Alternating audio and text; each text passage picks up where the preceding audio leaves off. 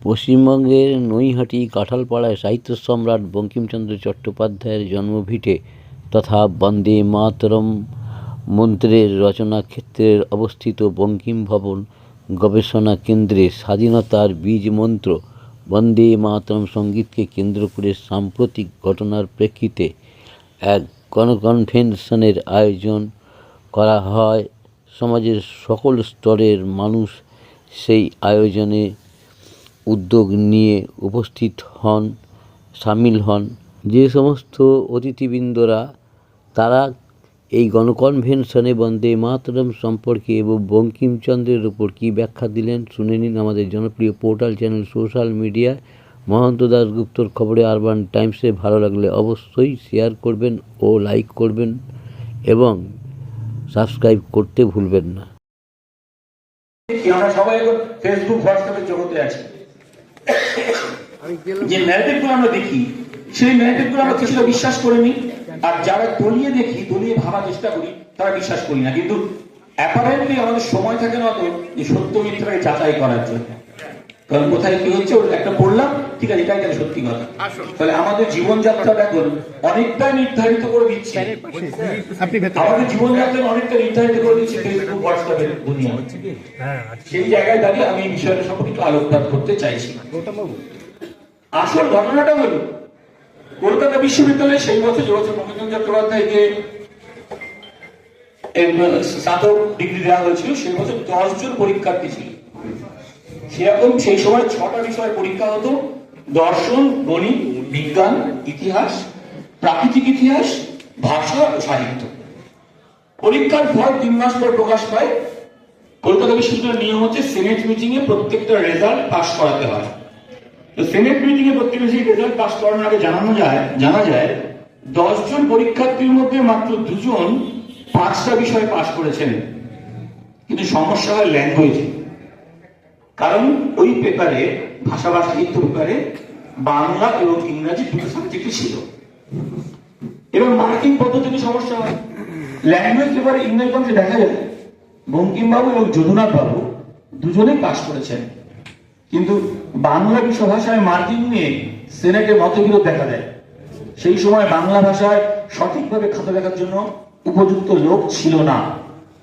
Senate সেই সিদ্ধান্ত নেয় 2 জন ছাত্র যখন 5.5 বিষয়ে পাস করেছে, মানে ইংরেজিটাকে ধরে নিয়ে পাস করেছে, তখন শুধুমাত্র বাংলার জন্য কোন ছাত্রের গ্র্যাজুয়েশন আটকানো যায় না। বঙ্কিমচন্দ্র এবং যদুনাথ বাবু দুজনকেই স্নাতক ঘোষণা করা হয়। কলকাতা বিশ্ববিদ্যালয়ের সেনেট হচ্ছে সুপ্রিম পাওয়ার, প্রতিটা রেজাল্ট বেরোলে পাস করাতে হয়। এবার কেউ যদি বলেন যে সিইউতে সেনেট সাহিত্য সম্রাট বঙ্কিমচন্দ্র চট্টোপাধ্যায়কে বাংলা ভাষায় পাস ঘোষণা করে ভুল করেছিল, সেটা অত্যন্ত দুর্ভাগ্যজনক এবং অর্ধসত্য। এই 7 নম্বরের কেসের কথাটি বিশ্ববিদ্যালয়ের নথিতে আজ পর্যন্ত খুঁজে পাওয়া যায়নি। কিন্তু আমাদের বিরক্ত জনপ্রতিনিধিরা কোথায় তথ্য পেলেন এবং বঙ্কিমচন্দ্র চট্টোপাধ্যায়কে অপমান করার সাহস দেখালেন, সেটার জন্য আমরা তাদেরকে ধিক্কার জানাচ্ছি। বঙ্কিমচন্দ্র চট্টোপাধ্যায় সার্বিকভাবে বন্দে মাতরমের যে আবেগ, যে অনুভূতি আমাদের মধ্যে তুলে ধরেছেন, তার জন্য আমরা বাঙালি হিসেবে গর্বিত। এবং শুধু তাই নয়, আর এই সংসদে আলোচনা করতে গিয়ে আরো একটা বিষয় উঠে আসতো এবং অবাক হয়ে দেখলাম আমরা, রবীন্দ্রনাথ ঠাকুর নাকি বাংলাদেশি। রবীন্দ্রনাথ ঠাকুরের সেই সময় জায়গাটা কোথায় ছিল? তখন কি অবিভক্ত বাংলা ছিল না বিভক্ত বাংলা ছিল? ফলে প্রতিটা ক্ষেত্রে মাতঙ্গিনী হাজরা, বঙ্কিমচন্দ্র চট্টোপাধ্যায়, রবীন্দ্রনাথ ঠাকুর থেকে শুরু করে একের পর এক যে বাঙালি অস্মিতা, বাঙালি অহংকার, যার জন্য ভারতবর্ষের একটা স্বাধীনতা সংগ্রামের ক্ষেত্রে অবদান আমাদের এই বাঙালিদের আছে, কোথাও যেন একটা অস্বীকারের প্রয়াস বা চেষ্টা করা হচ্ছে। এর জন্য আমরা লজ্জিত। আমরা এর জন্য তীব্রভাবে প্রতিবাদ করতে চাই যে আমাদের ভারতবর্ষের স্বাধীনতা আন্দোলনের জন্য বাঙালির অবদান ছিল, বা ভারতবর্ষের সংস্কৃতি, ভারতবর্ষের শিল্প, ভারতবর্ষের কলা, সবকিছু ক্ষেত্রে বাঙালির যে অবদান আছে, সেই অবদান অস্বীকার করার অপপ্রয়াস আমরা বর্তমান সময়টা দেখতে পাচ্ছি। এর জন্য বাঙালি হিসেবে আমরা আরো একবার গর্জে উঠতে চাই এবং বলতে চাই বাংলায় কিন্তু what Bengal things today India things tomorrow, এটা আজও যেটা প্রাসঙ্গিক, আগামীতে সেই প্রাসঙ্গিকতা বজায় থাকবে। আপনাদের সকলকে এখানে উপস্থিত থাকার জন্য, উপস্থিত হয়ে এই কনভেনশনে আমাদের সঙ্গে থাকার জন্য আমি আন্তরিক অভিনন্দন জানাচ্ছি। আমার বক্তব্য শেষ করছি। বন্দে মাতরম।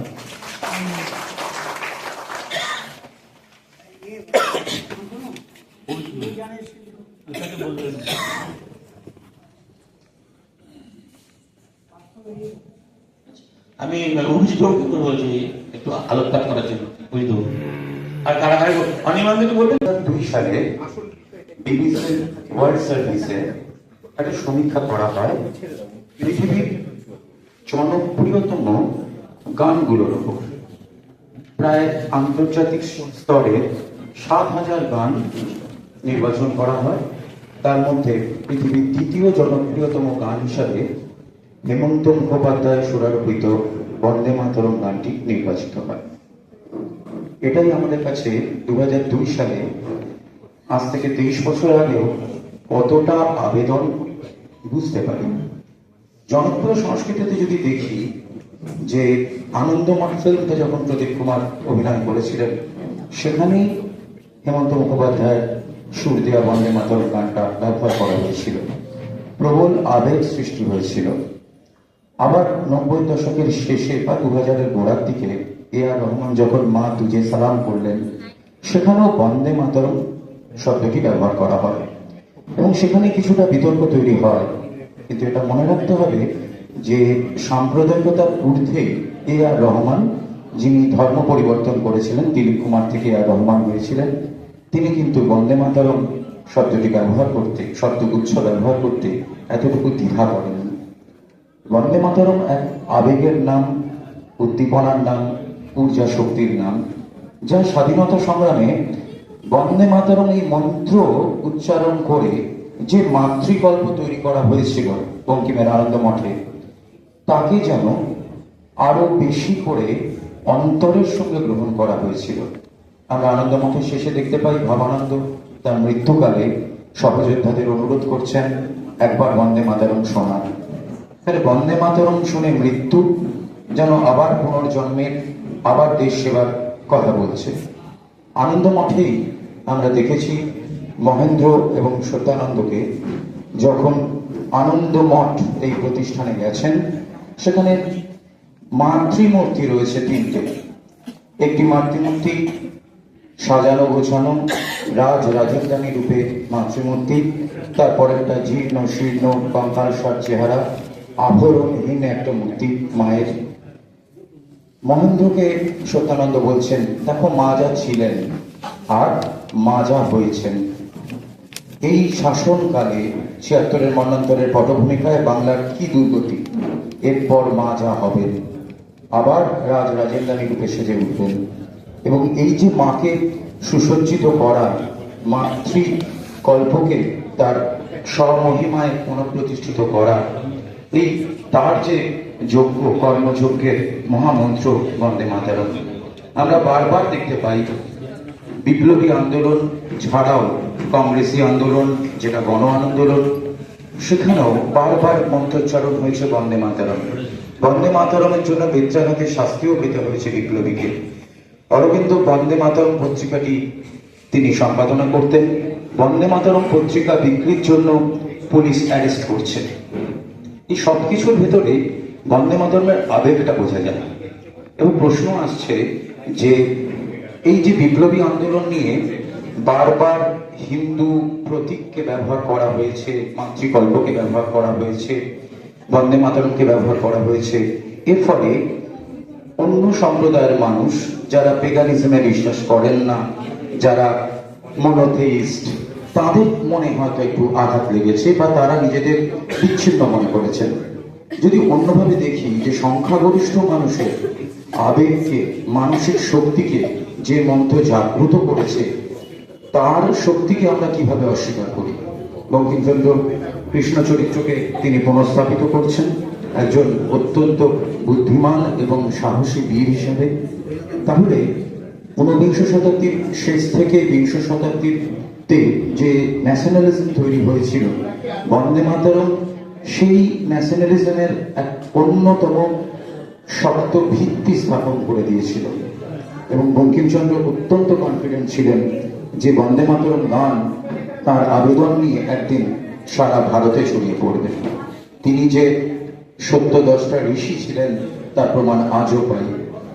আজও প্রায় 150 বছর পরেও আমাদের বন্দে মাতরম নিয়ে আলোচনা করতে হচ্ছে, তাকে শ্রদ্ধা জানাতে হচ্ছে। বন্দে মাতরম ছিল এবং ভবিষ্যতেও থাকবে। নমস্কার।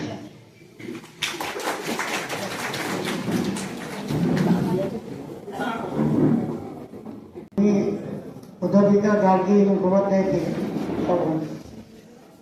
আপনারা যারা বলবেন, আমি তো সবার নাম জানি না, একটু স্লিপে নামটা পাঠাবেন। পাঠ্য দেখো তো।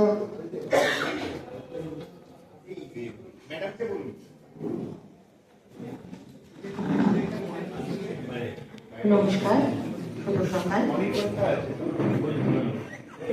ভবন গবেষণা কেন্দ্রের অধ্যাপক ডক্টর রবীন্দ্র ব্যানার্জিকে প্রণাম জানাই। এছাড়া এখানে সকলকে শ্রেণীমতো সম্ভাষণ জানিয়ে আমি একটা কথা বলতে চাই। বিতর্ক বন্দে মাতরমকে কেন্দ্র করে। আমরা জানি এখানে আমরা যারা উপস্থিত আছি, যারা বিদগ্ধ মহল শিক্ষিত মানুষ, তারা সবাই মোটামুটি জানে। কিন্তু আমার সামনে যারা ছোটরা আছে তাদের কাছে মনে হয় একটু খুব অল্প হলেও ইতিহাস জানা দরকার। গবেষক পার্থপ্রতিম চট্টোপাধ্যায় অনেকটা গবেষণা, অনেকটা কিছু আমাদেরকে বলবেন বা বলেছেন, স্যারও অনেকটাই বলেছেন। কিন্তু ছোটদের কাছে পৌঁছানোর জন্য আমি খুব অল্প করে এই ইতিহাসটা বলছি। ভারতের স্বাধীনতা সংগ্রামে বন্দে মাতরম গানটি বিশেষ গুরুত্বপূর্ণ ভূমিকা নিয়েছিল। আমরা জানি বন্দে মাতরম অর্থাৎ মাকে এখানে বলা হয়েছে, মাকে উদ্দেশ্য করে বলা হয়েছে। সুতরাং ঋষি বঙ্কিমচন্দ্রের লেখনীতে মাকে যে শব্দ শিশু প্রথম উচ্চারণ করে মাকে, সেই মাকে তিনি তুলে ধরেছেন।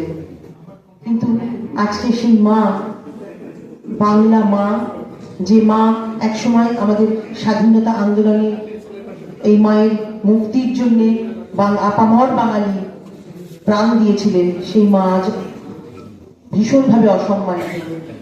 কিছুদিন আগেই পার্লামেন্টে বক্তৃতার সময় আমরা দেখলাম, হঠাৎ করে চমকে উঠলাম, বঙ্কিমচন্দ্র হয়ে গেলেন বঙ্কিমদা। সেখানে কোনো একজন সাংসদ তার প্রতিবাদ করলেন, তাকেও সম্মান দেওয়া হলো না। সেসব তো রাজনৈতিক কথা। আমরা যদিও আজকে এখানে রাজনীতির মঞ্চ থেকে আসিনি, আমরা একেবারে আপামর বাঙালি, বাংলা ভাষার বাঙালি মায়ের সম্মান রক্ষার জন্য এখানে উপস্থিত হয়েছি।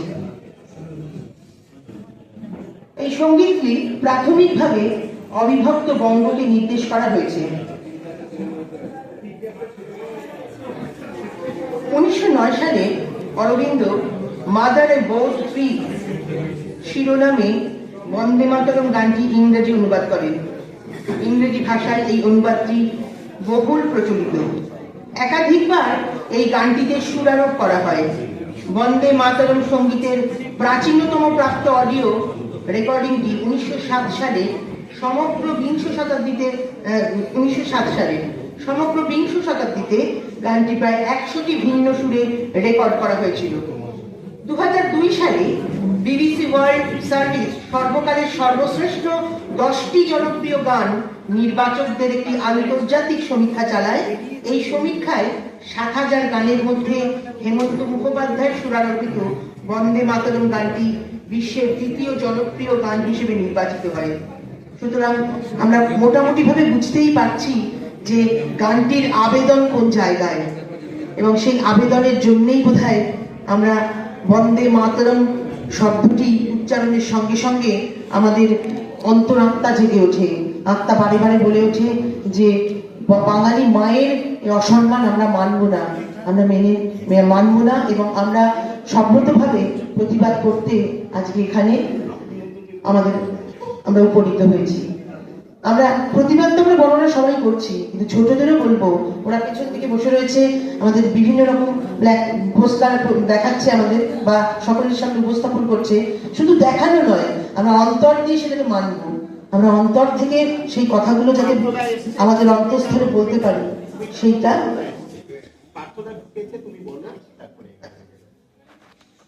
সাধারণভাবে অনুমান করা হয়। আবার ছোটদের কাছে ফিরে গেলাম। 1876 সাল নাগাদ ব্রিটিশ সরকারের অধীনে চাকরিরত অবস্থায় বন্দে মাতরম রচনার কথা ভেবেছিলেন বঙ্কিমচন্দ্র চট্টোপাধ্যায়। গানটি 1875 সালের 7ই নভেম্বর কাঁঠালপাড়ার এই বাড়িটিতেই রচিত হয়েছিল। 1882 সালে বঙ্কিমচন্দ্রের আনন্দমঠ উপন্যাসে প্রথম গানটি প্রকাশিত হয়।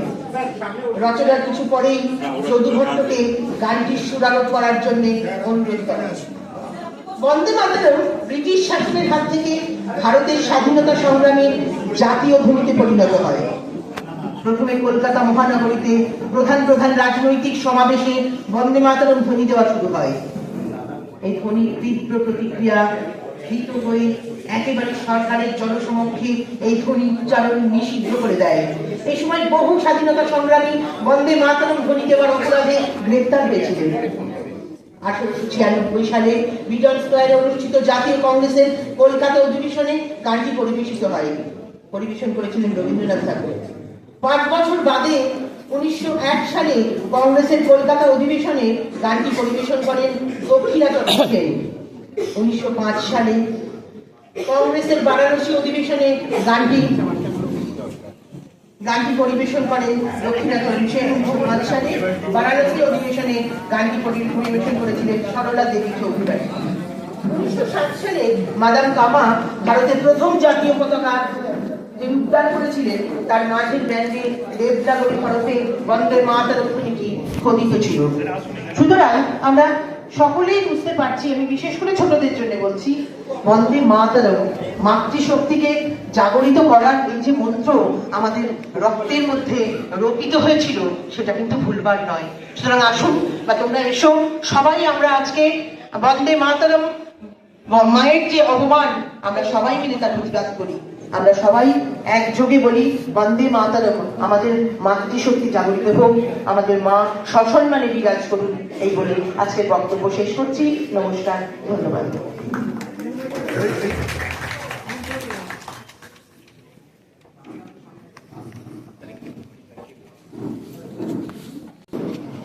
এই তাপস দাদাকে নিয়ে এসো না ভেতরে। দাদা ভেতরে এই ওনার একটা ইয়ে দেন, প্লাকার্ড দেন না দাদাকে, একটা তাপস একটা প্লাকার্ড দাও দাদাকে। এই সামনে বসুন দাদা, ঘুরে বসুন একটু।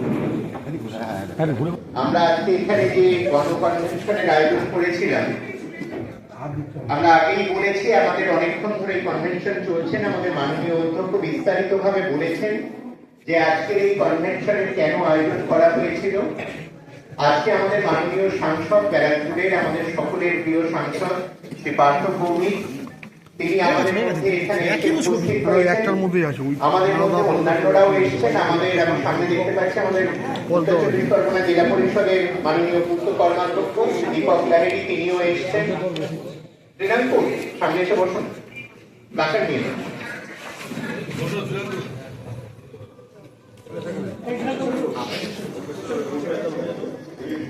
দাদা শ্রীরামপুর বসুন, তারপরে ছবিটা নেই।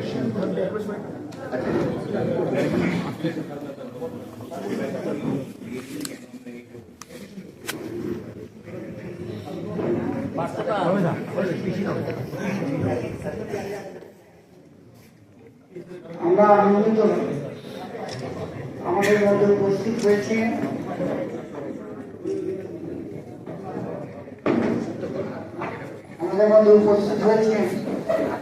অনেক বিশিষ্ট ব্যক্তি।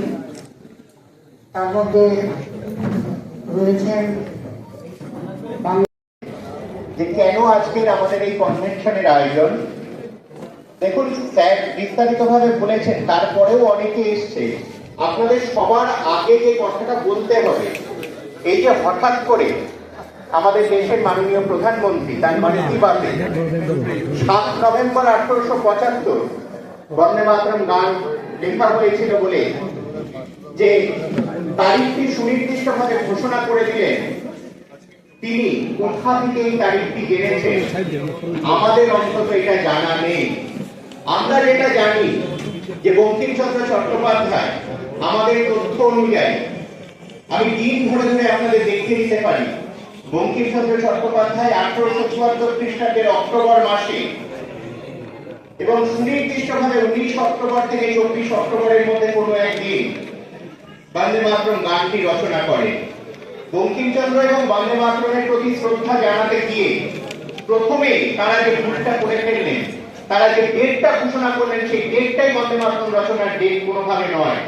এবং আপনারা যদি সুনির্দিষ্টভাবে দেখেন, তাহলে বন্দে মাতরম রচনার 60 বর্ষ আমরা কিন্তু অলরেডি পেরিয়ে এসেছি।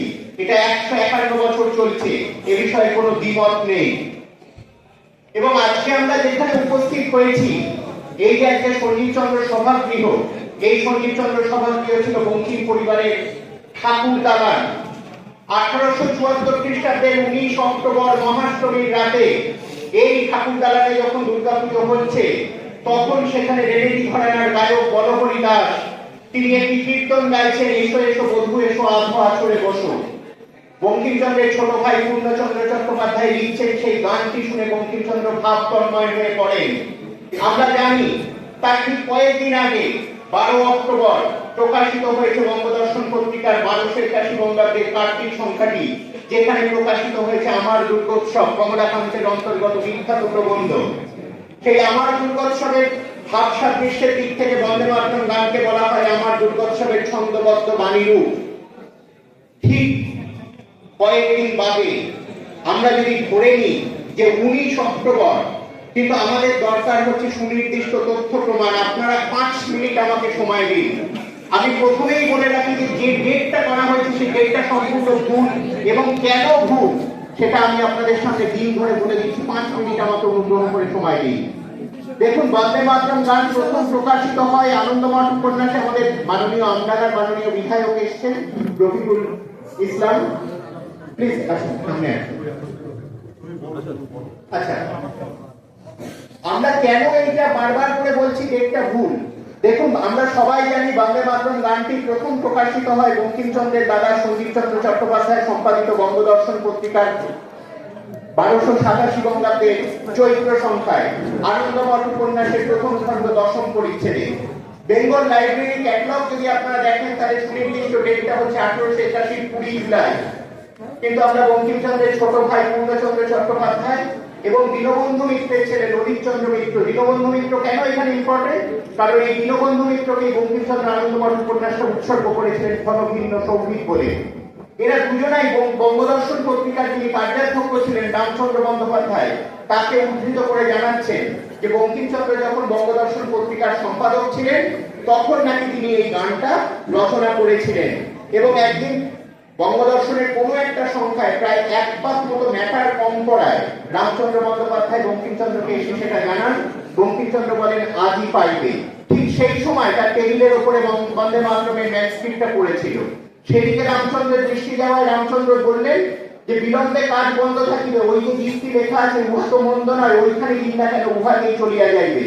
বঙ্কিমচন্দ্র বিরক্ত হয়ে রামচন্দ্র বন্দ্যোপাধ্যায়ের হাত থেকে ম্যানুস্ক্রিপ্টটা কেড়ে নিয়ে বলেছিলেন, ইহা ভালো কি মন্দ তাহা তুমি এখন বুঝিবে না, কিছুকাল পরে বুঝিবে, তখন আমি জীবিত না থাকিবারই সম্ভব, তুমি জীবিত থাকিলেও থাকিতে পারো। অর্থাৎ একটা জিনিস পরিষ্কার, বঙ্কিমচন্দ্র যখন বঙ্গদর্শনের সম্পাদক, তখন তিনি বন্দে মাতরম গানটা লেখেন। বঙ্কিমচন্দ্রের সম্পাদনায় বঙ্গদর্শন প্রকাশিত হয় 1279 বঙ্গাব্দের বৈশাখ মাস থেকে 1282 চৈত্র মাস পর্যন্ত। অর্থাৎ বেঙ্গল লাইব্রেরি ক্যাটালগ অনুযায়ী ডেটটা হচ্ছে 1872-এর 12 এপ্রিল থেকে 30 জুলাই 1876। কারণ শেষ কয়েক মাস বঙ্কিমচন্দ্র অসুস্থ থাকে। এই যে ডেটটার কথা বলা হচ্ছে, বঙ্কিমচন্দ্র তখন শয্যাশায়ী, ওরা যে ডেটটা ঘোষণা করছে, ফলে কিছুটা পিছিয়ে পড়েছিল। এখন এই 4 বছরের মধ্যে কোন সময় বঙ্কিম লিখলেন? ওই যে বলছে 1 পাত মতো ম্যাটার কম পড়েছিল। এই 1 পাত মতো ম্যাটারটা কখন কম পড়লো? আমি আগেই বলেছি আমার দুর্গোৎসবের ছন্দবদ্ধ বাণীরূপ হচ্ছে বন্দে মাতরম গান। আমার দুর্গোৎসব প্রকাশিত হয়েছিল 1281 কার্তিক সংখ্যায়, যেটা বেরিয়েছিল 12 অক্টোবর 1874। তারপরে দুর্গাপুজোর দিন ওই ঘটনা ঘটলো। পরের সংখ্যাটা যদি আপনারা খেয়াল করেন, অগ্রহায়ণ সংখ্যা, সেই অগ্রহায়ণ সংখ্যার শেষ লেখা হচ্ছে ঈশানচন্দ্র বসুর চিত্ত বিনোদ কাব্যের সমালোচনা। বঙ্কিম তার জন্য নিলেন 29 লাইন, আর বন্দে মাতরম গানে আছে 28 লাইন। সেদিন যদি সম্পাদক বঙ্কিমচন্দ্র রামচন্দ্রের কথা অনুযায়ী রাজি হয়ে যেতেন গানটা ছাপতে, তাহলে ওই 28 লাইনের দ্বারা 29 লাইন ম্যাটার কিন্তু যেটা কম পড়েছিল সেটা কিন্তু ভরে যেত। ওই সংখ্যাটা বেরিয়েছিল 5 ডিসেম্বর 1874, অর্থাৎ 1874-এর পরে কোনোভাবেই হতে পারে না। আর আমরা সবাই জানি 24 সেপ্টেম্বর বঙ্কিমচন্দ্র মালদায় কাজে যোগ দিয়েছিলেন। পুজোর ছুটিতে তিনি এই বাড়িতে আসেন, এই ঘরে দুর্গাপুজোর হচ্ছে রেনেটি ঘরানার গায়ক গণপরিদার গাইছেন, বঙ্কিমচন্দ্র এখানে ভাব তন্ময় হয়ে পড়েছেন। আর 24 তারিখ ছিল কোজাগরী লক্ষ্মী পুজো, রবিবার। 25 তারিখ বঙ্কিমচন্দ্র মালদায় রওনা হয়ে যাচ্ছেন পত্রিকা রেডি করে দিয়ে। তাহলে ডেটটা কবে? সুনির্দিষ্টভাবে 19 অক্টোবর থেকে 24 অক্টোবরের মধ্যে কোনো একদিন।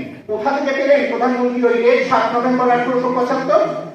এরপরে যেটা নিয়ে সব থেকে বিতর্ক হচ্ছে, আমাদের যেটাতে সব থেকে বেশি আপত্তি, যে বন্দে মাতরম গানকে নিয়ে আজকে নতুন করে আমাদের দেশে যে সম্প্রদায়গত, জাতিগত, ধর্মগত একটা বিভেদ তৈরি করে দেওয়ার চেষ্টা হচ্ছে। হ্যাঁ, 1960-এর দশকে বন্দে মাতরমকে সেখানে খণ্ডিত করা হয়েছিল। বন্দে মাতরমের প্রথম দুটো স্তবককে সেখানে জাতীয় সঙ্গীতের মর্যাদা দেওয়া হয়েছিল। কিন্তু কেন? যখন 1930-এর দশকে সেখানে যখন এটা নিয়ে এই যে তং হিন্দুর দ্বাদশ প্রহরণকারী ইত্যাদি শব্দগুলো হিন্দু দেবদেবীদের নাম নিয়ে মুসলিম সম্প্রদায়ের সবাই নয়, আমি দায়িত্ব নিয়ে বলতে পারি মাত্র কয়েকজন ব্যক্তি তারা আপত্তি তুলেছিলেন। সেই আপত্তির প্রেক্ষিতে যখন ঠিক করবে জাতীয় কংগ্রেস, সেই সময় জওহরলাল নেহরু এবং গান্ধীজি তারা কলকাতায় রবীন্দ্রনাথের কাছে এলেন। নেতাজি সুভাষচন্দ্র বসু তখন সদ্য বিদেশ থেকে ফিরেছেন, স্বাস্থ্যধানের জন্য রয়েছেন কাশিয়ানে। তিনি সেখান থেকে চিঠি লিখছেন রবীন্দ্রনাথকে, আপনার মত কি? রবীন্দ্রনাথ তখন একটা কথা বলেছেন, আপনারা বর্ণনা জানেন কিনা জানি না, যে বঙ্কিমচন্দ্র যখন জীবিত ছিলেন তখনই বন্দে মাতরম গানের প্রথম দুটো স্তবকে সুর দিয়ে, দেশ রাগে যে সুর, সেই সুর দিয়ে রবীন্দ্রনাথ তাকে গেয়ে শুনিয়েছিলেন। রবীন্দ্রনাথ লিখছেন যে বঙ্কিমচন্দ্র সেটা শুনে খুশি হয়েছিলেন। এবং যখন বঙ্কিমের মৃত্যুর অব্যবহিত পরে 1896 কলকাতায় কংগ্রেসের অধিবেশন হলো, সেখানেও রবীন্দ্রনাথ প্রথম দুটো স্তবকে সুর দিয়ে শোনালেন। 1905-এ যখন বেনারস কংগ্রেস হচ্ছে, সরলা দেবী চৌধুরানী, সেখানেও প্রথম দুটো স্তবক। অর্থাৎ নতুন করে কিছু 1937-এ কিন্তু হয়নি। বঙ্কিমচন্দ্রের দুর্ভাগ্য, তার জীবিত কাল থেকে তাকে বিতর্কের মধ্যে পড়তে হয়েছে। কখনো তাকে মুসলিম বিদ্বেষী বলা হয়েছে, কখনো তাকে আজকে হিন্দুত্ববাদীরা তাকে হিন্দুত্ববাদের প্রতীক হিসেবে তুলে ধরছে। কিন্তু আমরা কি পুরো বঙ্কিমচন্দ্রকে পড়েছি? যে বঙ্কিমচন্দ্র সাম্য লিখেছেন, যে বঙ্কিমচন্দ্র বিজ্ঞান রহস্যের মতো গ্রন্থ লিখেছেন, যে বঙ্কিমচন্দ্র বঙ্গদর্শনের পাতায় মীর মোশাররফ হোসেনের গোড়াই ব্রিজ ও গৌরী সেতু তার সমালোচনা করতে গিয়ে লিখছেন যে এই বাংলাদেশ শুধুমাত্র একা হিন্দুর দেশ নয়, হিন্দু এবং মুসলমান উভয়ের দেশ। বাংলাদেশের উন্নতি করতে হলে হিন্দু এবং মুসলমান উভয়ের উন্নতি করতে হবে। আপনারা সবকিছু ছেড়ে দিন তো। বন্দে মাতরম গানের সপ্তকোটি দেশ জননী মানে দেশ সন্তানের কথা বলা হচ্ছে। এই সপ্তকোটি এলো থেকে বন্দে মাতরম গান প্রথম প্রকাশিত হয় 1881 20 জুলাই। 1881 ফেব্রুয়ারি মাসে ভারতের দ্বিতীয় লোক গণনা হয়ে গেছে। 1874-এ যে প্রথম বঙ্গ বিভাগ হয়েছিল, আসামের 3টে জেলাকে এখান থেকে ভেঙে দেওয়া হয়েছিল। তারপরে বাংলা প্রেসিডেন্সির লোক সংখ্যা খুব বাড়েনি, কিন্তু তাও বাংলা প্রেসিডেন্সির লোক সংখ্যা ছিল 6,95,00,000 সামথিং। তাহলে এই যে 6,95,00,000, যেটাকে রাউন্ড ফিগার করে বঙ্কিমচন্দ্র 7 কোটি বলেছেন, এই 6,95,00,000 লোক কি শুধুমাত্র হিন্দু না শুধুমাত্র মুসলমান? তিনি তো কারুর কথা আলাদা করে বলেননি। তাহলে কেন তাকে এই বিতর্কের মধ্যে আজকে টেনে আনা হচ্ছে? স্বার্থ সিদ্ধির জন্য, ক্ষুদ্র স্বার্থ সিদ্ধির জন্য। বঙ্কিমচন্দ্রের মতো মহামনীষী, যা বন্দে মাতরম গানকে ঋষি অরবিন্দ বলেছিলেন ভিশন অফ আওয়ার মাদার, যে বন্দে মাতরম গান ছিল স্বাধীনতার বীজ মন্ত্র, আজকে যে হলে আমরা রয়েছি, আমরা যেন ভুলে না যাই 1906-এ কলকাতার বন্দে মাতরম সম্প্রদায় এই হলে অনুষ্ঠান করছে, সভাপতিত্ব করছেন স্বয়ং রাষ্ট্রপুরুষ সুরেন্দ্রনাথ বন্দ্যোপাধ্যায়। এই হলে 1938-এ স্বয়ং বীরেন্দ্র কৃষ্ণ ভদ্র এই হলে দাঁড়িয়ে বন্দে মাতরম গাইছেন। সেই বন্দে মাতরমকে নিয়ে যে কাণ্ড কারখানা আজকে দেশ জুড়ে চলছে, আমি বঙ্কিম গবেষক হিসেবে এর তীব্র নিন্দা করি। এটা কোনোভাবে মেনে নেওয়া যায় না। এটা কোনোভাবে মনীষীকে শ্রদ্ধা জানানো নয়। এটা তাদের ক্ষুদ্র স্বার্থ সিদ্ধির জন্য বঙ্কিমচন্দ্রের মতো মহামনীষীকে ব্যবহার করা হয়েছে, যেটা কোনোভাবে মেনে নেওয়া যায় না। আপনারা সকলে এখানে উপস্থিত হয়েছেন, আমি অনেকক্ষণ ধরে আমি শুধু আপনাদেরকে সঠিক তথ্যগুলো দেওয়ার চেষ্টা করেছি। সময় পেলে এরকম ভাবে আরো অনেক বলা যেত, যে প্রকৃত তথ্যটা জানুন। যেগুলো ভাসিয়ে দেওয়া হচ্ছে, বিভিন্ন মিডিয়ায় বলে দেওয়া হচ্ছে, কখনো চুচরো, কখনো লালগোলা, বিভিন্ন জায়গায় বঙ্কিমচন্দ্র নাকি বসে বন্দে মাতরম লিখেছেন, একদম ভুল তথ্য। এক্ষুনি আমাকে এনআইএস শ্রীজিৎদা জিজ্ঞেস করছিলেন, ওরা তো ইনাইন বাংলা লাল গোলাপ চুঁচুড়োর কথা বলছে। আমি একদম বিভ্রান্তিকর তথ্য। বঙ্কিমচন্দ্র চুঁচুড়োর বাড়ি ভাড়া নেন 1879 এপ্রিল মে মাস নাগাদ। কোনোভাবেই চুঁচুড়োয় বসে তিনি বন্দে মাতরম লিখতে পারেন না, ওখানে বসে আনন্দমঠ লিখেছিলেন। 1976 তৎকালীন পশ্চিমবঙ্গ রাজ্য সরকার বাড়িটাকে দেখে দিয়েছিল বঙ্কিম বন্দে মাতরম ভবন বলে। সেই থেকে আজকে এই ভূত চলে আসছে। এইভাবে বঙ্কিমচন্দ্রকে নিয়ে নানা বিভ্রান্তি ছড়িয়ে আছে। আপনাদের সকলের কাছে অনুরোধ, বঙ্কিমচন্দ্রকে নিয়ে এই নোংরা রাজনীতি বন্ধ করুন। বঙ্কিমচন্দ্রকে সম্মান জানান, শ্রদ্ধা জানান। যেভাবে আমি এক সময় দেখেছি, আমি তখন ছাত্র, বঙ্কিমচন্দ্রের যে আঁতুর ঘর, কালকে আমি মৃণাঙ্কুরকে বলছিলাম যে একদিন দেখে এক নবতিকর বৃদ্ধা তিনি এসে শুয়ে পড়েছেন। পরে জানতে পারলাম তিনি ভারত ছাড়ো আন্দোলনের নেত্রী কুমুদিনী ডাকুয়া। তিনি বঙ্কিমচন্দ্রের তখন আমাদের আঁতুর ঘরটা এইভাবে সৌধ হয়নি, শব্দ ভিতটা পাওয়া গেছে, সেখানে শুয়ে পড়ছেন। আমি তখনও বঙ্কিম ভবনে কর্মসূত্রে আসিনি। তো এইসব মানুষদের দেখেছি এখানে এসছেন, তারা এখানে শ্রদ্ধা জানাচ্ছেন। এই বাড়িতে কে না এসছেন, সকলে এসছেন বঙ্কিমচন্দ্রকে সশ্রদ্ধ প্রণতি জানাতে। আপনাদের সকলে আপনারা এই ইয়ে করুন। আমি মাননীয় অধ্যক্ষকে বলবো যে অনুষ্ঠান কর্মসূচি চালান।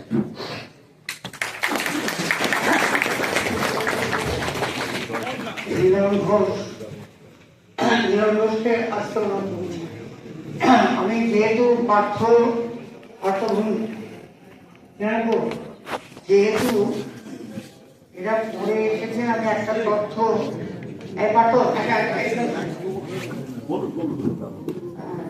তথ্য জানাচ্ছি যে বাংলা একাডেমি পত্রিকা 2006 থেকে আমি উদ্ধৃত করছি। আমি আগে তথ্যটা বলছিলাম, কেন্দ্রীয় মানব সম্পদ উন্নয়নের মন্ত্রী অর্জুন সিংহ 7 সেপ্টেম্বর 2006 তারিখ থেকে বন্দে মাতরমের জাতীয় সঙ্গীত হয়ে ওঠার শতবার্ষিক দিন বলে চিহ্নিত করে রাষ্ট্রীয় অনুদান পুষ্ট বিদ্যায়তনগুলি ছাত্রছাত্রীদের নির্দেশ দিয়েছে। ওই দিনটিকে বন্দে মাতরম গেয়ে যেন যথাযথভাবে উদযাপন করা হয়। আমার ইনস্ট্রাকশন এখানেও এসেছিল। ইউপিএ সরকারের মন্ত্রীর নির্দেশকে তৎক্ষণাৎ ইউপিএ বিরোধী দল ভারতীয় জনতা পার্টি এবং দলের সভাপতি রাজনাথ সিং বিভিন্ন বিজেপি শাসিত রাজ্যগুলিকে নির্দেশ দেন বন্দে মাতরম ষোলবার্ষিক অনুষ্ঠান পালন করা যেন ছাত্রছাত্রীদের ক্ষেত্রে বাধ্যতামূলক করা হয়। সরকারি বিজ্ঞপ্তি ও বিজেপির উৎসাহ সমর্থন ইত্যাদির বিরুদ্ধে গোটা দেশের দুরকম প্রতিক্রিয়া তৈরি হয়। প্রত্যাশিতভাবে মুসলিম ভোট এবং বিভিন্ন ধরনের ইসলামিক সংগঠন এই বিজ্ঞপ্তির বিরুদ্ধে আপত্তি জানায়। শিখ সংগঠন রাস্তাটা ধরো। হ্যাঁ যাও।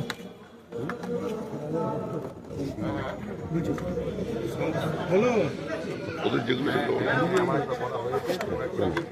যাও। আজকে এই যে কোনো কনভেনশন এটা কি নিয়ে তো বঙ্কিম গবেষণা কেন্দ্র আপনারা জানেন, এখানে বঙ্কিমচন্দ্র চট্টোপাধ্যায়কে নিয়ে নিয়মিত চর্চা। আমাকে প্রথম এখানকার অধ্যক্ষ বলে, যেভাবে ভারতবর্ষের প্রধানমন্ত্রী সংসদে দাঁড়িয়ে বঙ্কিমচন্দ্র চট্টোপাধ্যায়কে বঙ্কিম দা বলেছে বলে বঙ্কিমচন্দ্র চট্টোপাধ্যায় তথা বাংলার মনীষীদের অপমান করেছে, যে বঙ্কিমচন্দ্র চট্টোপাধ্যায়কে ঋষি অরবিন্দ তিনি নিজেই ঋষি বলে সম্বোধিত করেছিলেন, মহর্ষি বলে সম্বোধিত করেছিলেন, তাকে এরকমভাবে বঙ্কিম নিয়ে মনে হচ্ছে যেন চায়ের দোকানের মন্ত্রী। আরেকজন মন্ত্রী তিনি বন্দে মাতরম বলতে গিয়ে বললেন বন্দে ভারত। অর্থাৎ বাংলার সম্পর্কে যাদের কোনো ধারণা নেই, বাংলার মনীষীদের সম্মান করার যাদের ন্যূনতম মানসিকতা নেই, তারা বাংলায় নির্বাচন বলে বাংলার মনীষীদের ব্যবহার করতে চাইছে। সবচেয়ে দুঃখের কথা, ভারতবর্ষের প্রধানমন্ত্রী জানেনই না যে বন্দে মাতরমের 150 বছর গত বছর পূর্ণ হয়ে গেছে। এটা 151তম বছর। অর্থাৎ বন্দে মাতরম কবে লেখা হয়েছিল সেটা সম্পর্কেই তার কোনো ধারণা নেই।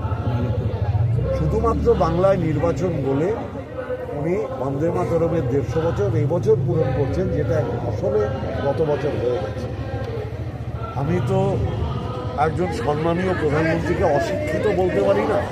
আমি শুধু বলবো, যার পরামর্শ নিচ্ছেন কোনো একটা শিক্ষিত মানুষের থেকে পরামর্শ নিন। আর বাংলার মুখে আসছেন আর বাংলার মনীষীদের অপমান করছেন, এটা বাংলার মানুষ মেনে নেবে। আর বঙ্কিমচন্দ্রকে এই যে অশ্রদ্ধা, এর জবাব নৈহাটির মানুষ, ব্যারাকপুরের মানুষ, বাংলার মানুষ দেবে।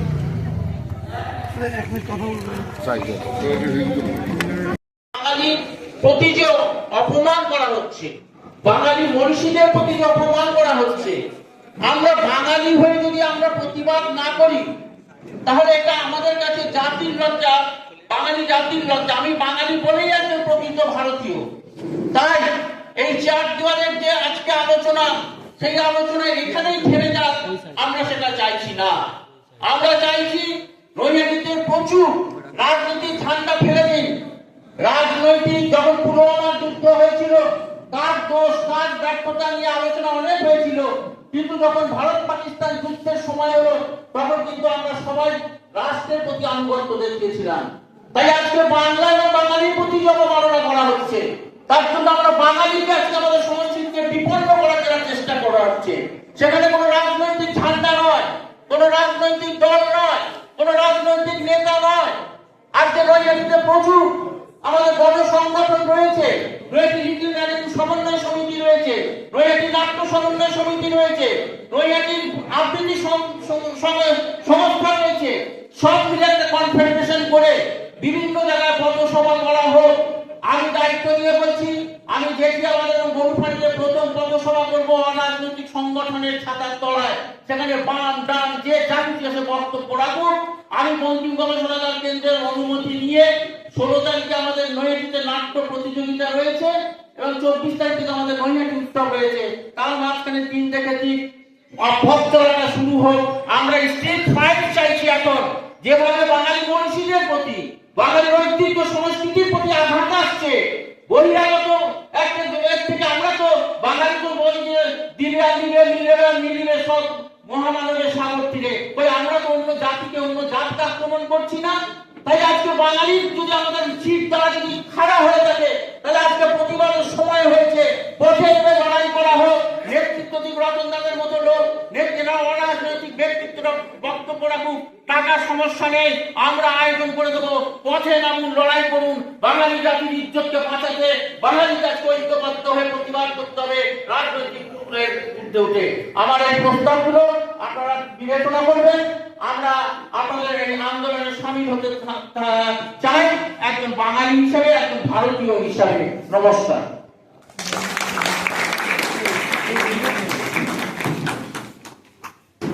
ছাত্রদের হয়ে কোনো কিছু বলে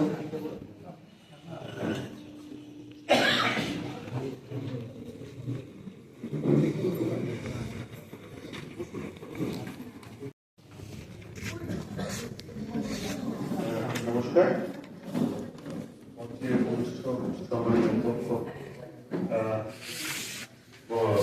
রতন কুমার নন্দের মহাশয়, ঋষি বঙ্কিমচন্দ্র কলেজের সম্মানীয় প্রিন্সিপাল গৌতম ঘোষ, বিশিষ্ট বঙ্কিম গবেষক পার্থ চট্টোপাধ্যায় সহ এইখানে উপস্থিত বিভিন্ন বিদ্যাজন, বঙ্কিমচন্দ্র চট্টোপাধ্যায় অনুরাগীরা,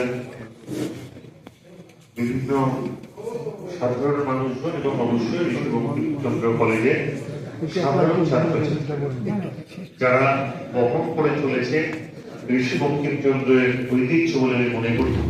এখানে উপস্থিত বিভিন্ন সাংবাদিকরা, সাংবাদিক বন্ধুরা এবং আপামর সাধারণ মানুষ যারা নৈহাটি এলাকা বা নৈহাটির পার্শ্ববর্তী এলাকা থেকে এসছে বা তার বাইরে থেকেও বেশ কিছু মানুষজন এসছেন আমি দেখতে পাচ্ছি বা শুনতে পেলাম, যারা নৈহাটি নয় কিন্তু এই অনুষ্ঠানটার সঙ্গে যথার্থ হতে এই প্রতিবাদে সামিল হতে তারা এসছেন। আমি তেমনই একজন মানুষ, আমার মাও এখানে উপস্থিত হয়েছেন, আমি তাকেও ধন্যবাদ জ্ঞাপন করি, কারণ তিনি নিজে থেকে, আমি সাধারণত মাকে কোনো জায়গায় আনি না, কিন্তু মা বললেন যে আমি নিজেও তো এই কলেজের ছাত্র ছিলাম, এই লাইব্রেরিতে তারা অনেক সময় কেটেছে, আমার মা আমার দিদি অনেক সময় কেটেছে।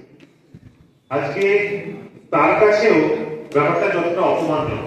আমার মা বাবা সম্পূর্ণ রকম অরাজনৈতিক, তিনি একজন সঙ্গীত শিল্পী, কিন্তু মায়ের কথাটা আমি এখানে এই জন্যই বলছি যে আপনারাও যারা আছেন তারা নিশ্চয়ই এইভাবেই এসেছেন যে আপনাদের কাছে এই বঙ্কিম দা এই শব্দটা বোধহয় কোনো না কোনো জায়গায় আপনাদেরকেও একটা মানসিক আঘাত করেছে।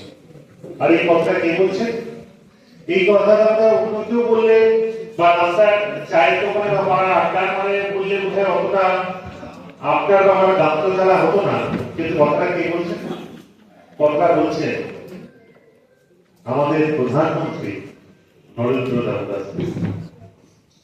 আগে আমার বক্তব্যে যখন আমরা শুরু করেছিলাম, পার্থ বিশিষ্ট বঙ্কিম গবেষকের বক্তব্য থেকেই শুনলেন যে হুট করে এই বছর বন্দে মাতরমের 150 বছর করার কোনো কারণ নেই, কেন বেসিক্যালি এটা বোধহয় 151তম বছর, এবং তিনি তার যুক্তির সমর্থনে বিভিন্ন সময়ের কথা উল্লেখ করি, বিভিন্ন জায়গায় বিভিন্ন ভ্রান্ত ধারণায় যারা বঙ্কিমচন্দ্র চট্টোপাধ্যায়ের নামকে ব্যবহার করার চেষ্টা করেন, সেগুলোর সময়কাল তিনি তার বক্তব্যের মধ্যে ব্যাখ্যা করলেন।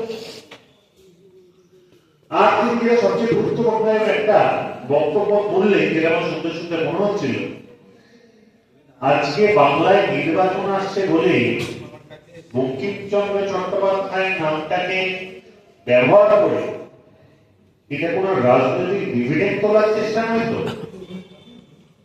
হুট করে যারা সংসদে বন্দে মাতরম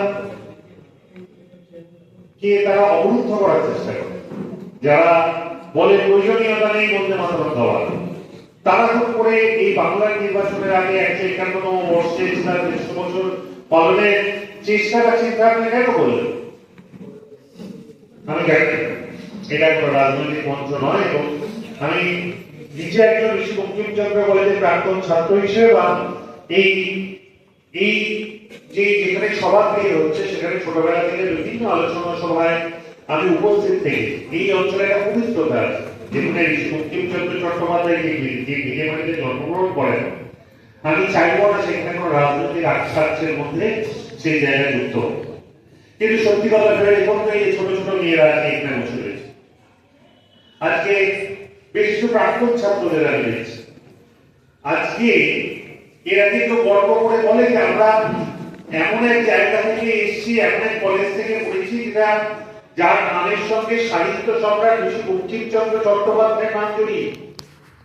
আমরা হয়তো কেউ 1947 সালের আগে জন্মগ্রহণ করিনি বা স্বাধীনতা সংগ্রামের সঙ্গে যুক্ত থাকার সৌভাগ্য আমাদের হয়নি, কিন্তু বিশ্বাস করুন, আমি মনে প্রাণে বিশ্বাস করি ঋষি বঙ্কিমচন্দ্র চট্টোপাধ্যায়ের নামটার সঙ্গে সঙ্গে আমরা যেন কোনো না কোনো জায়গায় সেই ঐতিহ্যের সঙ্গে নিজেকে সামিল করতে পারি। আমরা যখন বলি ঋষি বঙ্কিমচন্দ্র চট্টোপাধ্যায় কলেজে পড়ি, তার নামাঙ্কিত কলেজে পড়ি, তার বন্দে মাতরম ধ্বনি কেন কোনো না কোনো ভাবে আমাদের নার্ভাস সিস্টেমের মধ্যে ঢুকে যায়, আমাদের রক্তের রক্তে ঢুকে যায় বলে আমার মনে হয়।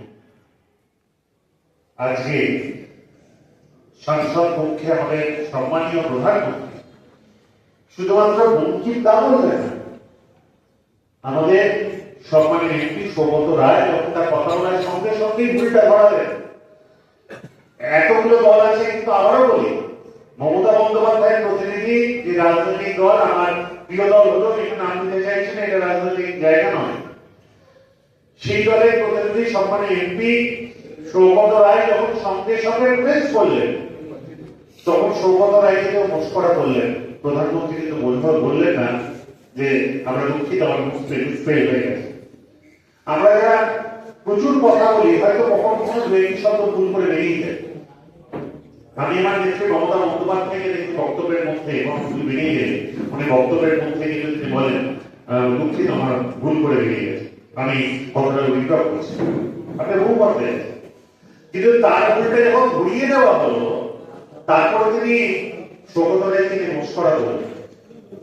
আমার কাছে এটা অনেক বেশি নাড়া দিয়েছে একজন শিক্ষিত সমাজের জন্য প্রতিনিধি।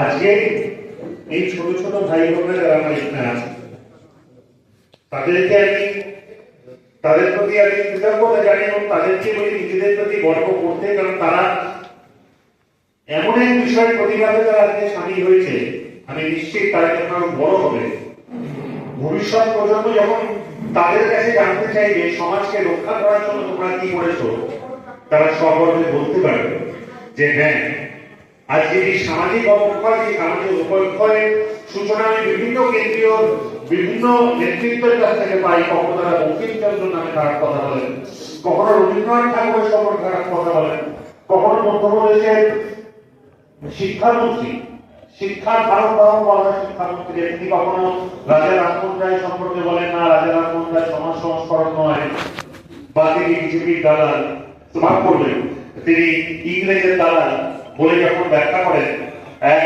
শিক্ষামন্ত্রী মধ্যপ্রদেশে, তখন সত্যি সেটা গায়ে।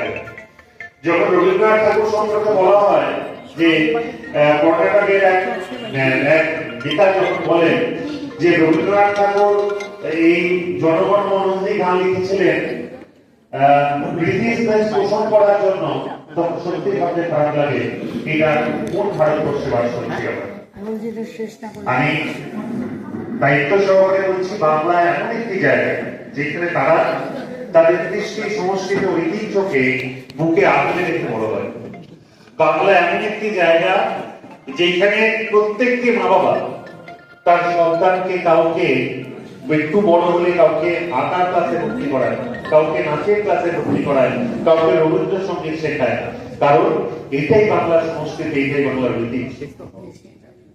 আজকে এই ঐতিহ্যকে আঁকড়ে ধরে রেখে আমরা বড় হচ্ছি এবং আমরা আমাদের মা বাবার কাছ থেকে শিখছি। আমরা যখন মা বাবা হবো, আমরাও কিন্তু আমাদের সন্তানদের এই পরিবেশ দেওয়ার চেষ্টা করবো যা ভারতবর্ষের আর কোনো রাজ্যে।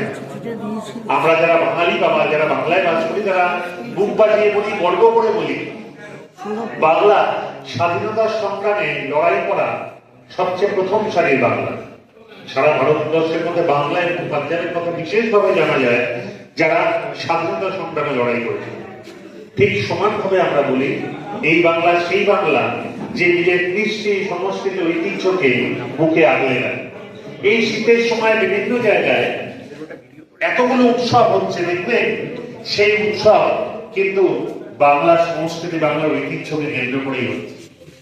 বাংলায় আমরা হয়তো আনন্দ করি, বাংলার পাশাপাশি হিন্দি গান, বিভিন্ন গানেও আমরা নাচ গান করি, কিন্তু বাঙালি কিন্তু নিজের সংস্কৃতিকে রক্ষা করার জন্য আজকে রবীন্দ্রনাথ, নজরুল, বঙ্কিমচন্দ্র, শরৎচন্দ্র এদের সবাইকে কিন্তু বুকে আগলে রাখে। আমাদের আজকেও কোনো অনুষ্ঠান হলে সেখানে যে কোনো জায়গায় হোক, অনুষ্ঠানের সূচনা হয় মাল্যদান করে। আমাদের অনুষ্ঠান সারা বাংলায় যে কোনো প্রান্তেই হোক, আজকে আমরা গান গাই ধনধান্যে পুষ্পে ভরা আমাদের এই বসুন্ধরা। আমরা বাংলার গান গাই, বাংলার মাটির গান গাই, আমরা বাংলার বিভিন্ন লোকসঙ্গীত, বাংলার বিভিন্ন সংস্কৃতি, আজকে বাংলার বিভিন্ন রাজ্যে বিভিন্ন ঐতিহ্য রয়েছে, সেগুলোকে বজায় রাখি। আমরা গর্বিত, আমাদের মুখ্যমন্ত্রী সেই ঐতিহ্যগুলোকে বজায় রাখার চেষ্টা করেন। আজকে যখন আমরা পুরুলিয়ার ছৌ নাচ বলুন, বা আমার আজকের এই পুজোয় দেখা উত্তর দিনাজপুরের একটা স্পেশাল ডান্স ফর্ম যা প্রায় শেষ হয়ে যেতে বলে বসেছিল, আজকে সেই ঐতিহ্যগুলোকে আবার ফিরিয়ে আনার চেষ্টা করছেন আমাদের নেত্রী এবং তার সঙ্গে আমরা সকলে। আমরা এই বাংলার কোনোভাবেই আমরা চাইবো না আমাদের সংস্কৃতি হারিয়ে যাবে, আমাদের মনীষীদের আমাদের সংস্কৃতিকে আঘাত করুক, এটা কোনোভাবেই আমরা চাইব। আসুন আমরা আপনারা যারা এখানে আছি তারা শপথ করুন যে আমাদের সংস্কৃতিকে রক্ষা করার জন্য, আমাদের ঐতিহ্যকে রক্ষা করার জন্য এই পৃথিবীকে শিশুর বাসযোগ্য করে যাব। আমি এই শপথকে সামনে রেখে আগামী প্রজন্মের কাছে আমাদের সংস্কৃতিকে তুলে ধরার জন্য যা যা লড়াই করা দরকার আমরা সেটা করব। আমি বঙ্কিম ভবন গবেষণা কেন্দ্রকে আমি ধন্যবাদ, কৃতজ্ঞতা জ্ঞাপন করি। আজকে এমন একটি বিক্ষোভ কর্মসূচি বলুন, এমন একটি আলোচনা সভা বলুন, বা এমন একটি প্রতিবাদ সভা বলুন, আপনারা কি নাম দিয়েছেন আমি জানি না, কিন্তু আমি আপনাদের ডাকে আমি বা আমাদের সম্মানীয় এমপি প্রাথমিক মহাশয় ছিলেন, তিনি কোনো বক্তব্য রাখলেন না, কিন্তু বসে আছেন আলোচনা শুনলেন। আমি তাকে জিজ্ঞেস করলাম যে এক কথা বলো। তিনি বললেন তার বাড়ি কিন্তু বঙ্কিমচন্দ্র চট্টোপাধ্যায়ের বাড়ির পাশে, তিনি বললেন এই মানসিক আঘাতটা। আমি চাই না এটাকে রাজনৈতিক করুক, আমি একজন রাজনৈতিক দলের প্রতিনিধি, হয়তো কেউ বলবে আমি রাজনীতি করতে এসেছি, কিন্তু আমি রাজনীতি করতে এখানে আসি। পার্থভূমি মহাশয় বললেন আমি একজন এই এলাকার নাগরিক হিসেবে আমি এখানে এসেছি। আমার উপস্থিতির মধ্যে দিয়ে আমি এই বঙ্কিম ভবন গবেষণা কেন্দ্রের প্রতিবাদের সঙ্গে আমি সামিল হলাম। আমি এটা চাইছি, আমি আমার এখানে এসে আমার বক্তব্য রেখে আমি রাজনৈতিক ডিবেট বা মাইলেজ নিতে আসি। আমি কুর্নিশ জানাই পার্থভূমি মহাশয় এই চিন্তা ভাবনা, আমি কুর্নিশ জানাই যেভাবে তিনি এই প্রবল বিষয়টাকেও রাজনীতি থেকে দূরে রাখলেন। আমি প্রথমেই বলেছিলাম আমিও বক্তব্য রাখতে চাই, কিন্তু আমার সম্মানীয় অধ্যক্ষ রতনন্দী মহাশয় আমাকে রাজনৈতিক পরিচয় ব্যক্তি রেখে এই কলেজের একজন প্রাক্তন ছাত্র এবং আমার মনে হয় আমার সঙ্গে এখানে একটা আত্মার সম্পর্ক রয়েছে, সেই হিসাবে বক্তব্য রাখতে অনুরোধ করার আমি না করতে পারলাম। আমিও ভেবেছিলাম তার প্রাথমিকের বক্তব্যের পরে তো বলবো না, হয়তো বলতাম রাজনৈতিক মুরব্বী অনেক কথা বলার ছিল, কিন্তু এটা সেই মঞ্চ নয়। আমি আপনাদের কাছে বলি, আমি যেখানে যারা আছে তাদেরকে বলি, বিভিন্ন রাজনৈতিক দলের প্রতিনিধিদের হাত জড়ো করে দয়া করে আমাদের কৃষ্টি সংস্কৃত ঐতিহ্যকে রাজনৈতিক কারণে ব্যবহার করবেন। আজকে বাঙালি জানে তাদের সংস্কৃতিকে কিভাবে রক্ষা করতে হয়, আজকে বাঙালি জানে তাদের পরবর্তী প্রজন্মকে কিভাবে বুকে আগলে রেখে সঠিক শিক্ষা দিয়ে বড় করতে হবে। আমি বিশ্বাস করি আজকে প্রতিবাদ আরো ধ্বনিত হোক। আমি নিশ্চিতভাবে প্রধানমন্ত্রীর কাছে চাইব, মানুষ ভুল করে, তিনি ভুল উপলব্ধি করে তিনি ক্ষমা প্রার্থনা করুন, এবং আমি নিশ্চিতভাবে চাইব আজকে এই বঙ্কিম ভবন, বঙ্কিম গবেষণা কেন্দ্র বা বিভিন্ন ক্ষেত্রে আমাদের ঋষি মনীষীদের যেভাবে আমরা শ্রদ্ধা করি, আমাদের বাংলার মুখ্যমন্ত্রী মমতা বন্দ্যোপাধ্যায়কে শ্রদ্ধা প্রদর্শন করতে দেখেছি, দয়া করে তিনি দেখুন যাতে তার রাজনৈতিক দলের প্রতিনিধিরা দয়া করে বাংলার বিভিন্ন মনীষীদের নিয়ে কোনোভাবেই কোনো খারাপ কথা বা নোংরা কথা যা বারংবার তারা বলছেন সেটা না বলেন। আর দয়া করে বাংলায় কোনো রাজনৈতিক বক্তব্যের ক্ষেত্রে যদি মনীষীদের নাম ব্যবহার করে, দয়া করে তাদের জন্মস্থান, তাদের মৃত্যুস্থান, তাদের সময় এবং তাদেরকে আমরা কিভাবে সম্বোধিত করি, দয়া করে সেগুলো যে তবেই সম্বোধন করুন। তাহলে দয়া করে তাদেরকে এরকম ছোট করে হাসির পাত্র করে দেবেন না, বা তাদের বাল্য বন্ধু বলে, দাদা বলে এভাবে ডাকবেন না। আমি বিশ্বাস করি আজকে এই বঙ্কিম ভবনের এই পদক্ষেপ নিশ্চিন্তে আগামী দিনে সমাজের কাছে একটা উল্লেখযোগ্য অবদান হয়ে থাকবে। আমি বিশ্বাস করি আজকে তাদের এই কর্মসূচি নিশ্চিতভাবে পরবর্তী প্রজন্মে যারা এই বঙ্কিম ভবনকে চালাবে তাদের কাছে একটা লিপিবদ্ধ নথি হিসেবে আজকের এই ঘটনা, আজকে প্রতিবাদ কর্মসূচি আপনাদের থাকে, যাতে আগামী প্রজন্ম যদি কোনোদিন পুরনো নথি খুঁজে দেখতে চায় সেদিন যেন ইতিহাসে লেখা থাকে তার সে যত বড়ই নেতৃত্ব হোক, সে যতই দেশের প্রধানমন্ত্রী হোক, আজকে বঙ্কিম ভবন গবেষণা কেন্দ্র কিন্তু পিছপা হয়নি অন্যায়ের বিরুদ্ধে প্রতিবাদ করার। আজকে এই 13ই ডিসেম্বর 2025 সাল আমার মনে হয় বাঙালি প্রতিবাদ করতে গেলে, বাঙালি গর্ব করতে গিয়ে গর্ব করে বলতে পারে, বাঙালি চোখে চোখ রেখে লড়াই করতে পারে, সাদাকে সাদা কালোকে কালো বলতে পারে, দ্বিধা বিভক্ত নেই। আমি নিশ্চিতভাবে চাইব আজকে প্রধানমন্ত্রী ভুল বলল আমাদের এই শান্তিপূর্ণ আলোচনা এবং প্রতিবাদ কর্মসূচি যেটা বঙ্কিম ভবন বিভিন্ন ইতিহাসকে সংরক্ষিত রাখে, আপনারা কিন্তু আজকের এই চিন্তাকে সংরক্ষিত রাখবেন বলে আমি মনে করি। সকলকে ধন্যবাদ কৃতজ্ঞতা জানিয়ে সাহিত্য সম্মান বঙ্কিমচন্দ্র চট্টোপাধ্যায়কে আজন্মে আমাদের হৃদয়ে থাকবে, তাদের ভাবনা চিন্তা, তার দীক্ষাকে আমরা এগিয়ে নিয়ে চলবো এবং বন্দে মাতরম ধ্বনিকে সামনে রেখে আগামী দিনেও বাংলা তথা ভারতবর্ষ লড়াই করবে, এগিয়ে যাবে। এই কথা বলে আমার দেশ, আমার বাংলা, আমার ভূমি সবাইকে সম্মান জ্ঞাপন করে আমি আমার বক্তব্য শেষ করছি। জয় হিন্দ, বন্দে বন্দে বন্দে, সকল মিলে বলুন বন্দে মাতরম, বন্দে মাতরম, বন্দে মাতরম। সাহিত্য সম্রাট বঙ্কিমচন্দ্র চট্টোপাধ্যায়ের চিন্তাধারা দিক দিগন্তে ছড়িয়ে দাও, সাহিত্য সম্রাট বঙ্কিমচন্দ্র চট্টোপাধ্যায়ের বক্তব্য চিন্তাধারা দিক দিগন্তে ছড়িয়ে দাও। স্বাধীনতা সংগ্রামের আমাদের মহান মহান মনীষী, মহান আদর্শ বঙ্কিমচন্দ্র চট্টোপাধ্যায়কে আমরা নিয়ে এগিয়ে চলবো আগামী দিনেও। এই বক্তব্য রেখে আমি সকলকে ধন্যবাদ জ্ঞাপন করে আমি সকলকে অনুরোধ করব, আমরা বন্দে মাতরম গানের মধ্যে দিয়ে আমরা যারা আছেন তারা সকলে বন্দে মাতরম দু চার কথা সবাই মিলে আমরা একটু দেখে নিয়ে আমরা গানের মধ্যে দিয়ে আমাদের কর্মসূচি আজকে শেষ করবো। সকাল থেকে কর্মসূচি চলছে। আমি তার আগে আমি সমাপ্তি ভাষণ দেওয়ার জন্য রতনবাবু এবং গৌতম বাবুদের আমি অনুরোধ করবো, পরে বন্দে মাতরম দিয়ে আমি আমাদের অনুষ্ঠান শেষ করতে অনুরোধ করবো।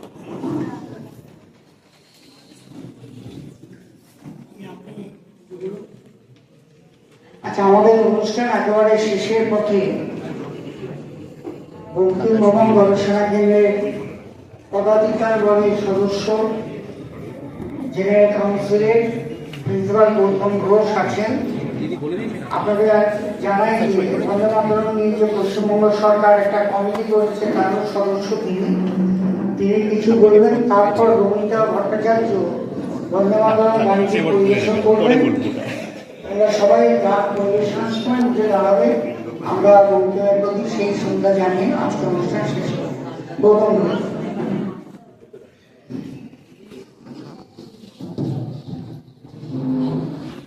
উপস্থিত বঙ্কিম গবেষণা কেন্দ্রের অধ্যক্ষ মাননীয় ডক্টর রতন কুমার নন্দী মহাশয় এবং উপস্থিত আছেন আমাদের ছাত্র পরিষদের রাজ্য সভাপতি দিনাজপুর ভট্টাচার্য এবং মাননীয় আরো গুণী ব্যক্তিরা, তাদের যথাযোগ্য সম্মান জানিয়ে আমি স্যার যে কথা দিয়ে শেষ করলেন আমি সেই কথা দিয়ে শুরু করছি।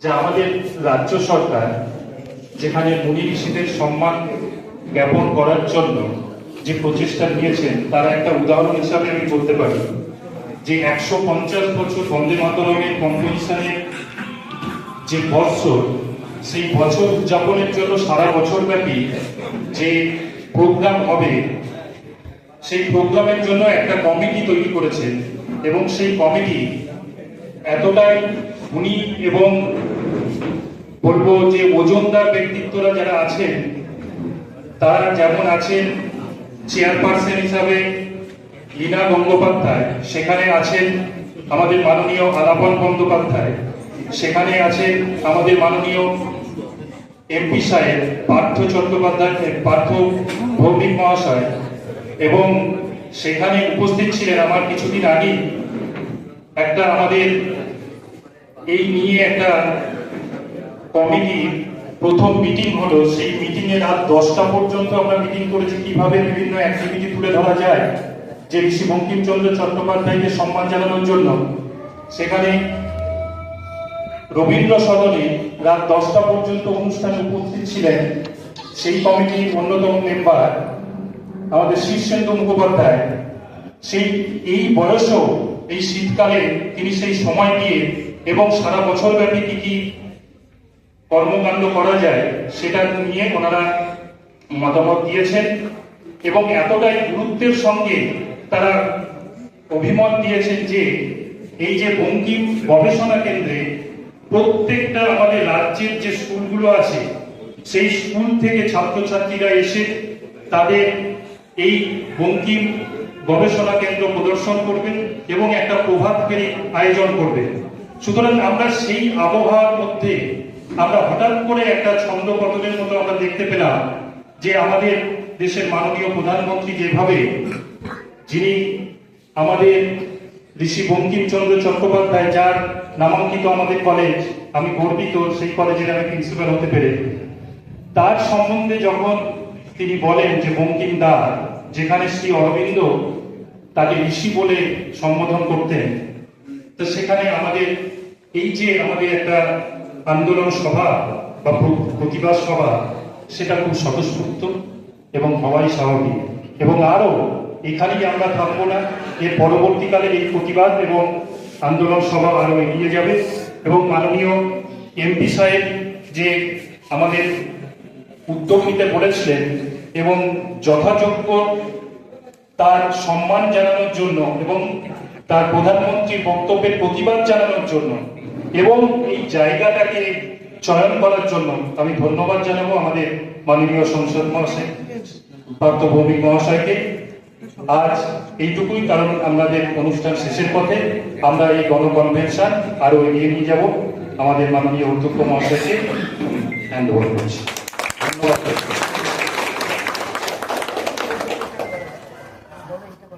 আমাদের যে কর্মসূচি শুরু হয়েছিল অনেক আগে, কাজে আর টানছে না। রবিদা ভট্টাচার্য বন্দে মাতরম সঙ্গীত পরিবেশন করবেন। এখানে যারা এসেছেন প্রত্যেকেই এক একটা প্রতিষ্ঠানকে প্রতিনিধিত্ব করে। আমার মনে হয় আমাদের প্রতিবারের কর্মসূচি শুরু হলো। আপনারা প্রত্যেক জায়গায় যে যেখানে যেমন ভাবে পারেন এই কাজ থেকে এগিয়ে নিয়ে চলুন। আমি রবিদাকে চাইছি।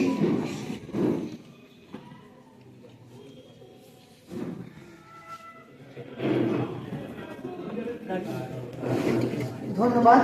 এই যে বাংলা জুড়ে যে প্রতিবাদ, যে অসম্মান হয়েছে আমাদের ঋষি বঙ্কিমচন্দ্র মহাশয়ের প্রতি, আমি এই প্রতিবাদে আমি একজন সামিল।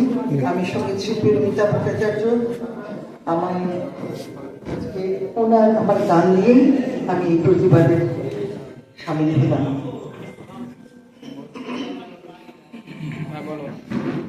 বন্দে মাতরম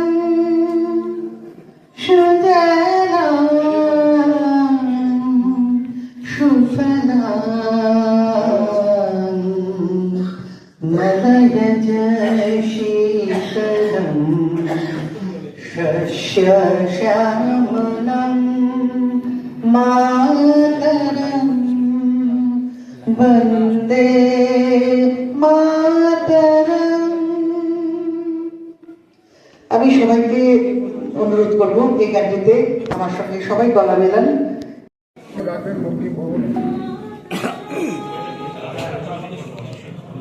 বন্দে মাতরমের 150 বছর পূর্তি, এটা উপলক্ষ করে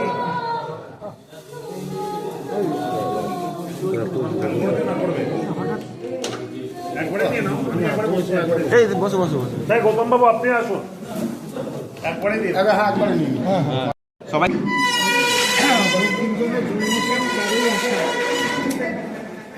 সেই দিনটাকে ধরে নিয়ে আমরা বঙ্কিমভবন 13ই আষাঢ়ে অনুষ্ঠান করি। আর সেদিন ছিল ইংরেজিতে 26শে জুন। যারা ইংরেজি তারিখ মানে তারা 26শে জুন। ফলে ওটা নিয়ে কোনো বিতর্কের প্রশ্ন নেই। কিন্তু যে বিতর্কটা এখানে শুরু হলো, প্রথমত বন্দে মাতরম মানে 150 বছর পূর্তি, এবং সেটা 7 নভেম্বর 1775 সালে লেখা হয়েছে। এটার সূত্র কোথাও আমরা পাইনি, আমরা গবেষণা করে পাইনি, আমাদের কোনো ডকুমেন্টও নেই। এবং মাননীয় প্রধানমন্ত্রী এবং তার মন্ত্রিসভা কী করে ওই দিনটিকে নির্ধারণ করলেন, এটার সূত্র যদি আমাদের কাছে জানান তাহলে আমরা খুশি হব। আমাদের গবেষণায় এই গানটি লেখা হয়েছে তার আগের বছর 1878 খ্রিস্টাব্দের 1874 খ্রিস্টাব্দের অক্টোবর মাসের শেষের দিকে। দ্বিতীয় বিষয় যেটা হচ্ছে সেটা হচ্ছে যে কোনো উদ্দেশ্যকে সামনে রেখেই হোক, প্রধানমন্ত্রী এবং বিজেপি পার্টি এই দিনটা উদযাপন করছে কোনো একটা অসৎ উদ্দেশ্য প্রণোদিতভাবে, এবং তার জন্য যে গ্রাউন্ড লেভেলে প্রিপারেশান দরকার সেই প্রিপারেশানটাও তারা করেন। বঙ্কিমচন্দ্রকে বঙ্কিম দা বলে সম্বোধন করা একটা গঠিত অপমান। একটা আমরা যারা একটু বয়সে একটু বড় একসাথে আড্ডা মারি তাদের আমরা দাদা বলে সম্বোধন করি। ইভেন আমাদেরও যারা জুনিয়র, এই তৃণাঙ্কুরের বয়সী যারা, তারা কখনো আমাদের দাদা বলে বলেন না, পার্থভূমিকে পার্থ দা বলে বলেন না, তারা বলেন তাকে অন্য সম্বোধনে। এরপরেও যেটা খারাপ হয়েছে, আমাদের মাননীয় অধ্যাপক সুব্রত রায় এই ভুলটা ধরিয়ে দিয়েছে। ধরিয়ে দেওয়ার পরে মাননীয় প্রধানমন্ত্রী যেভাবে তার অভিব্যক্তিটা প্রকাশ করেছেন সেটা হচ্ছে অত্যন্ত আপত্তিকর। তিনি নিজের ভুলটা ভুল হতেই পারে, মানুষ মাত্রই ভুল হতে পারে, স্লিপ অফ টাং হতে পারে। আমরা সেই ভুলটাকে শুধরে নেব, নিয়ে আমাদের বক্তব্যকে নতুন করে পরিবেশন করব। কিন্তু তিনি একটা খানিকটা বাচালতার ভঙ্গিতে সৌগতার কথার উত্তর দিলেন। এরা যে একদম প্রস্তুত নয় তার আরেকটা কথা আমি বলছি। অনুরাগ ঠাকুর তিনি একজন মন্ত্রী দায়িত্বশীল মানুষ, তিনি বন্দে মাতরমের চেয়ে তিনি গুরুত্ব দিলেন বন্দে ভারত। এটা কি স্লিপ অফ টাং না মন্ত্রীকে সন্তুষ্ট করার জন্য বন্দে ভারত বললেন, এটা আমাদের মাথায় আসে না। আরেকটা জিনিস হচ্ছে বঙ্কিমচন্দ্র চট্টোপাধ্যায় তো একটা ব্যক্তির শুধু নাম নয়, এটা একটা বিরাট নাম। আমরা দেখেছি যে যখন একটা ক্রিকেট খেলার মাঠে একটা 6 মারে ভারতীয় ব্যাটসম্যানরা, তখন মাঠে চারদিক থেকে স্লোগান ওঠে বন্দে মাতরম। যখন স্বয়ং প্রধানমন্ত্রী চীন দেশে বেড়াতে গেলেন, সেখানেও দেখলাম বন্দে মাতরম দিয়ে তাকে গানের মধ্যে দিয়ে সম্বর্ধনা জানানো হলো। আজ একজন ভারতের প্রধানমন্ত্রী ভারতের স্বাধীনতা আন্দোলনের বীজ মন্ত্রের স্রষ্টাকে জানবেন না, তার সম্বন্ধে সঠিক তথ্য পরিবেশন করবেন না, এটা মেনে নেওয়া যায় না। কাজে এরা করার জন্য করছে। আর সবচেয়ে বড় কথা, আলোচনার মধ্যে নিয়ে এসেছে এমনভাবে যেটা দুটো বিরোধ এসেছে। একটা বিরোধ হচ্ছে জওহরলাল নেহরুকে ক্ষুণ্ণ করা, আর দ্বিতীয় বিরোধটা হচ্ছে সেটা হচ্ছে সাম্প্রদায়িক যে ভিত্তিটা আছে ওটাকে ছিন্ন করা। একটা ভারতবর্ষ সেকুলার স্টেট, সেখানে হিন্দু, মুসলমান, শিখ, জৈন, পার্সি, খ্রিস্টান বহু মানুষ আছে। কাজে তাদের জন্য যে গানটা আমরা জাতীয় সঙ্গীত হিসাবে ব্যবহার করব, নির্বাচন করব, তাতে এমন কিছু থাকা উচিত নয় যেটা অন্য ধর্মকে আঘাত করতে পারে। এইটা ভেবেই কিন্তু রবীন্দ্রনাথ ঠাকুর প্রথম দুটো স্তবককে মেনেছিলেন। গান্ধীজি টোটাল গানটাকে তিনি শ্রদ্ধা করলেও তিনিও সম্মতি দিয়েছিলেন। এটা ভারতবর্ষকে অক্ষত রাখার একটা চেষ্টা, হিন্দু মুসলমানকে মিলিয়ে একসাথে চলার চেষ্টা।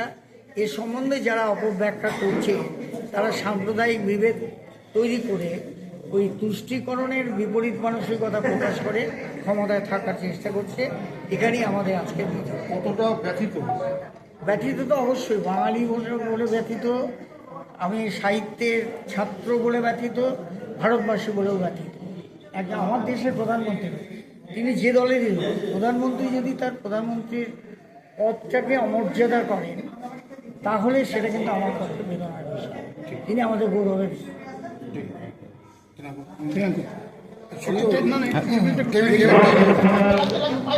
আপনারা জানেন যে আমাদের সংস্কৃতির মধ্যে ঐতিহ্য বরাবর আমরা মনীষীদের সম্মান জ্ঞাপন করে এসেছি এবং তাদের অবদানকে আমরা কোনোদিন ভুলিনি।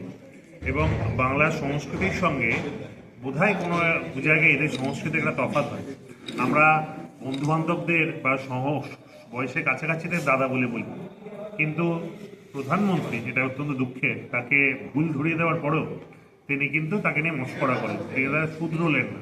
আসলে এই রাজনৈতিক দলের বাংলা কৃষ্টি সংস্কৃতি ঐতিহ্যের সঙ্গে তার অবগত নয়। এরা নির্বাচন আসলেই নির্বাচনে ইশতেহার হিসেবে, নির্বাচনে প্রলোভন দেখানোর জন্য এরা মনীষীদের নাম ব্যবহার করে, তাদের সেন্টিমেন্টকে ব্যবহার করে ভোটে জিততে চান।